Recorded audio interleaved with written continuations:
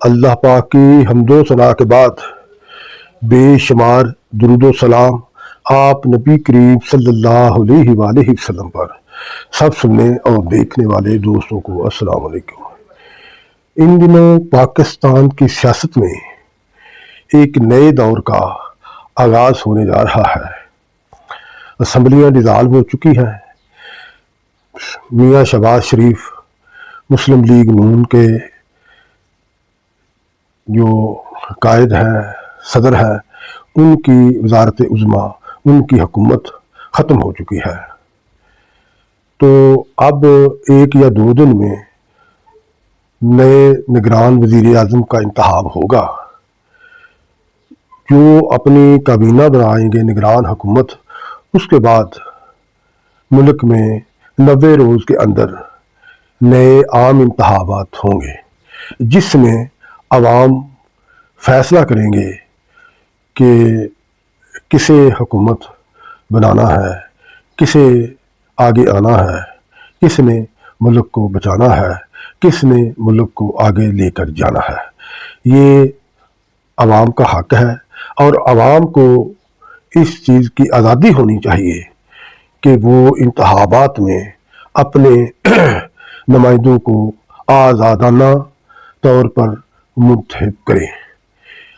آزادانہ اور منصفانہ انتخابات ملک کی سیاست کے لیے، ملک کی جمہوریت کے لیے، ملک کی ترقی اور خوشحالی کے لیے بہت ہی ضروری ہے۔ 75 سالوں سے ہماری جو گزشتہ 75 سالوں کی تاریخ ہے وہ ثابت کرتی ہے، وہ اس چیز کی گواہی دے رہی ہے کہ ہمارے ہاں الیکشن میں کسی نہ کسی طور سے خفیہ ہاتھوں کا کردار ضرور رہا ہے۔ تو ابھی یہ سیناریو بدلا نہیں ہے، ابھی یہ انوائرمنٹ بدلا نہیں ہے، ابھی اسی سسٹم کے تحت یہ انتخابات ہونے جا رہے ہیں۔ لیکن اس دفعہ ایک چیز بڑی نئی محسوس کی جا رہی ہے کہ ہماری ملک کی سیاست میں ایک نیا عنصر پیدا ہوا، ایک نئی جنریشن تیار ہوئی ہے جو تبدیلی کی خواہاں ہے۔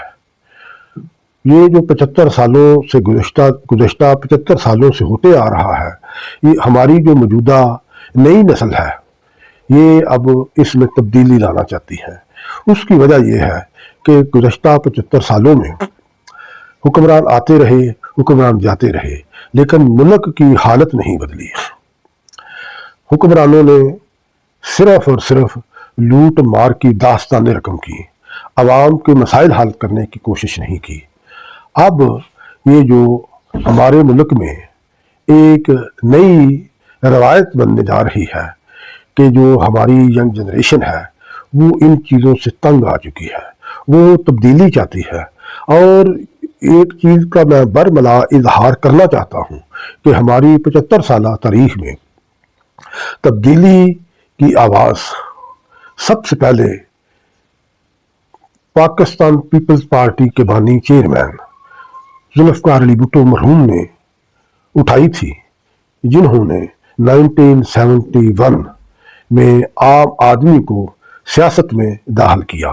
پہلے ہماری سیاست کے، ہمارے اقتدار کے فیصلے ڈرائنگ روموں میں، بند کمروں میں ہوا کرتے تھے۔ یہ پاکستان کی تاریخ میں پہلی تبدیلی تھی، لیکن افسوس یہ کہ بھٹو مرحوم کو آگے نہیں بڑھنے دیا گیا۔ وہ اس دنیا سے چلے گئے، لیکن وہ ایک سوچ اور نظریہ چھوڑ گئے۔ بعد میں جو آنے والے ان کے پیش رو ہیں، انہوں نے اس کے نام کا تو فائدہ اٹھایا، اس کے نام سے اقتدار تو اٹھایا، بے نظیر بھٹو کو چھوڑ کر بعد میں آنے والے لوگوں نے بھٹو کے نظریے کو صرف اور صرف اقتدار کے لیے استعمال کیا۔ اب موجودہ حالات میں، موجودہ دور میں عمران خان ایک تبدیلی کا ایک سلوگن بنا ہے، تبدیلی کا ایک نعرہ اس نے بلند کیا ہے، تبدیلی کی آواز اس نے اٹھائی ہے۔ اب وہ زیر عتاب ہے، اور میں یہ بھی واضح کر دینا چاہتا ہوں کہ میں عمران خان کا بہت بڑا ناقد رہا۔ جب وہ اقتدار میں نہیں تھا، اقتدار کے لیے بھاگ دوڑ کر رہا تھا، میں اس وقت بھی اس کا طاقت تھا. جب وہ اقتدار میں آیا، میں اس وقت بھی اس کا طاقت تھا. میں پھر اقتدار کے دنوں میں نے سب سے زیادہ اس کے خلاف آواز بلند کی کہ اس نے اس ملک کے لیے کچھ نہیں کیا، تبدیلی نہیں لائے، مہنگائی کم نہیں ہوئی، یہ ہمارا سسٹم چینج نہیں ہوا، کرپشن کرنے والوں کو پھانسی پر نہیں لٹکایا گیا، ان کے پیٹ نہیں پھاڑے گئے. یہ باتیں چل رہی تھیں. وہ یہ ایک بات ہے کہ اسے اس سسٹم کا نہیں پتہ چلا تھا.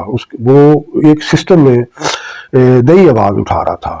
3 سال بعد اسے اقتدار سے علیحدہ کر دیا گیا. گزشتہ 16 مہینوں سے وہ اقتدار سے باہر ہے اور سڑکوں پر ہے. لیکن یہ ایک حقیقت ہے کہ وہ ایک اب بڑی طاقتور آواز بن چکا ہے. وہ پاکستان کی سیاست میں اس کا ذکر کیے بغیر سیاست مکمل ہی نہیں ہوتی. ہمارے ملک کی جمہوریت، ہمارے ملک کی سیاست میں عمران خان ایک لازوال کردار بنتا جا رہا ہے. اب وہ صرف اور صرف کسی ایک سیاسی جماعت کا لیڈر نہیں، وہ ایک تبدیلی کا سلوگن ہے. اب وہ قید میں ہے، اب وہ زیر عتاب ہے، الیکشن آنے کو ہے. تو دیکھنا یہ ہے کہ اب کیا ہوگا. ہر طرح سے کوششیں کی جا رہی ہے کہ کسی نہ کسی طریقے سے عمران کو سیاست میں معینت کیا جائے، اس کی پارٹی کو ختم کر دیا گیا ہے. اب وہ کوشش یہ کی جا رہی ہے کہ اسے الیکشن میں حصہ نہ لینے دیا جائے. لیکن یہ جو ہماری طاقتیں ہیں، ہمارے زمینی خدا ہیں، ہمارے جو زمینی سب کچھ کرنے والے ہیں، بااختیار ہیں، صاحب اقتدار ہیں، ان کے اوپر بھی ایک طاقت ہے. وہ طاقت میرا خیال ہے اب اپنا کام دکھائے گی. اس کی وجہ یہ ہے کہ 75 سالوں میں پاکستان کے عوام کو مایوسیوں اور ناکامیوں کے علاوہ کچھ نہیں ملا. الٹیمیٹلی خدا کو کبھی نہ کبھی اللہ کو اس قوم پر رحم آنا تھا. اس قوم کی تقدیر بدلنا تھی، اس کے لیے کسی نہ کسی بندے کو لانا تھا. تو میرا یہ خیال ہے کہ اس وقت عمران خان ہی واحد قوم کی امید بنا ہوا ہے. وہ تبدیلی کا ایک سلوگن ہے. تو دیکھیے، ابھی حالات واضح نہیں ہو رہے، ابھی نگران حکومت نہیں بنی، ابھی الیکشن کا اعلان نہیں ہوا. لیکن میرا وجدان کہتا ہے، اور آپ اس چیز کو نوٹ کر لیں، کہ پاکستان کے حالات بدلیں گے. پاکستان ترقی اور خوشحالی کی منزلیں طے کرے گا. پاکستان کے عوام خوشحال ہوں گے، اور اس کے لیے اللہ تعالیٰ کوئی رستہ نکالے گا. اس میں اگر تو الیکشن ہوتے ہیں، اگر تو عمران خان کو الیکشن میں حصہ لینے دیا جاتا ہے، تو کوئی وجہ نہیں کہ عمران خان ایک بہت بڑی طاقت بن کر ابھرے. وہ اقتدار میں آئے گا، اور اس طرح کے اقتدار میں آئے گا کہ ہماری ماضی کی تاریخ تبدیل ہو جائے گی.